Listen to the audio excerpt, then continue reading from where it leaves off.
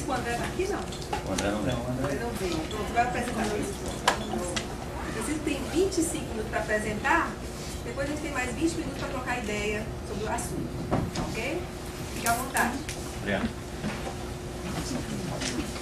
Pessoal, boa tarde a todos. Eu sou o Hidalberto, professor da Universidade Católica de Brasília. Esse trabalho ele é fruto de uma pesquisa lá que nós realizamos, que é os TCCs vinculados às nossas áreas lá de pesquisa, e aí conseguimos essa aprovação. Então, é com muita honra aí que eu estou aqui representando, junto com o André, né, que não pôde aqui comparecer, e o professor Frederico, que está aqui ao meu lado, a ver essa apresentação.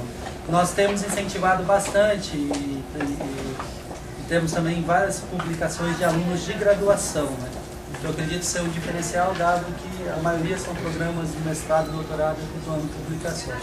Eu achei importante destacar esse esforço em conjunto dos alunos, aprendizes e nós lá na universidade. Ok? Então, vai ver. Bom, o professor Hidalberto foi um dos orientadores, eu sou o Valdemar, claro. E esse trabalho foi feito no segundo semestre do ano passado, para fins de colação de grau no curso de bacharelado de Ciências Contábeis da Universidade Católica de Brasília. É uma área pouco explorada, a área tributária. Mais um caso de medidas provisórias que no Brasil a gente vê bastante. E tão provisórias, elas passam a ser permanentes. Então, a gente vai verificar o que aconteceu com essa medida provisória, a aplicabilidade dela, quanto à geração de emprego, renda, e isso já se delimita na área do Distrito Federal unicamente. Claro que a gente teria muita vontade de replicar isso em outros estados, mas aí vai depender de alguma colaboração de algum colega, contador, algum professor, para a gente verificar se isso pode se confirmar os resultados que a gente conseguiu em outros estados. Bom, a importância desse tema, microempresa.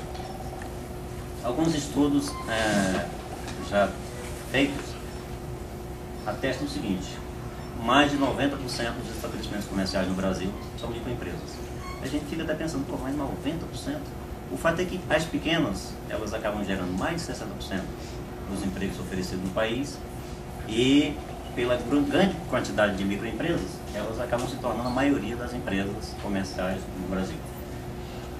No caso da medida provisória, um texto constitucional é bem claro quando diz que o governo tem a obrigação de dar incentivos à produção e ao emprego e à proteção, por assim dizer, às micro e pequenas empresas.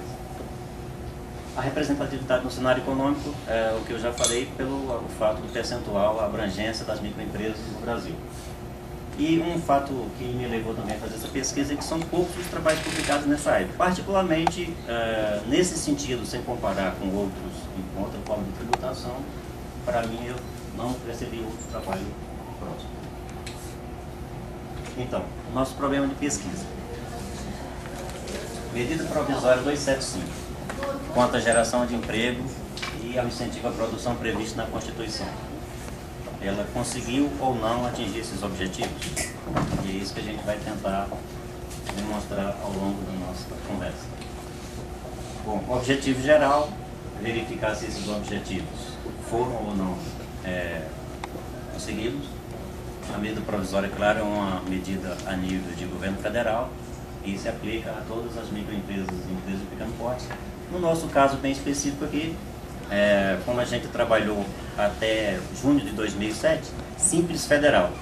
Hoje, para quem tem um pouco de conhecimento dessa área, Simples Nacional, que não vamos tratar nesse caso. Até porque não daria tempo, porque a gente fechou esse trabalho antes de finalizar o ano de 2007, e o Simples Nacional começou em julho, 1º de julho de 2007, não teria como a gente ter dados para efetuar essa pesquisa. Bom, de forma bem específica, a gente vai tentar descrever essa medida provisória, uma medida provisória bem pequena, apenas com quatro artigos. Apenas conceituar de forma rápida microempresa e empresa de pequeno porte. Também relacionar o seguinte: a simplificação, ela não eliminou impostos, apenas juntou, né, alguns impostos. O que a gente pode dizer, unificou vários impostos num só. É uma forma de simplificação. É por isso que até o próprio imposto já se chama simples. A gente vai poder ver um pouco da 9.316, que é a lei anterior, que criou o Simples. E também é o seguinte, para não ficar simplesmente na teoria, a gente coletou alguns dados de empresas de 2004 a 2007 para verificar também a questão empírica, um banco de dados para verificar se realmente esses objetivos foram ou não atingidos. A metodologia de pesquisa pode ser classificada de duas formas, quanto aos fins e quanto aos meios. Na classificação de Vergara, uma pesquisa exploratória, uma pesquisa de campo mais especificamente uma investigação empírica, e o material pode ser classificado também como uma pesquisa bibliográfica, apesar da pouca literatura sobre o assunto. Vocês vão ver um pouco mais à frente que apenas uma contadora do Rio de Janeiro, Luzia Angeletti, se enveredou aí por esses caminhos do Simples. Talvez o pessoal não goste muito de tributação. Pelo menos ontem a gente teve uma resposta bem clara disso, que um professor da USP não gosta dessa área. Ainda bem que ele não está presente, né? Se tivesse... Bom, então, medidas provisórias. É aquela velha história, o legislativo aprova o que o executivo legisla, né?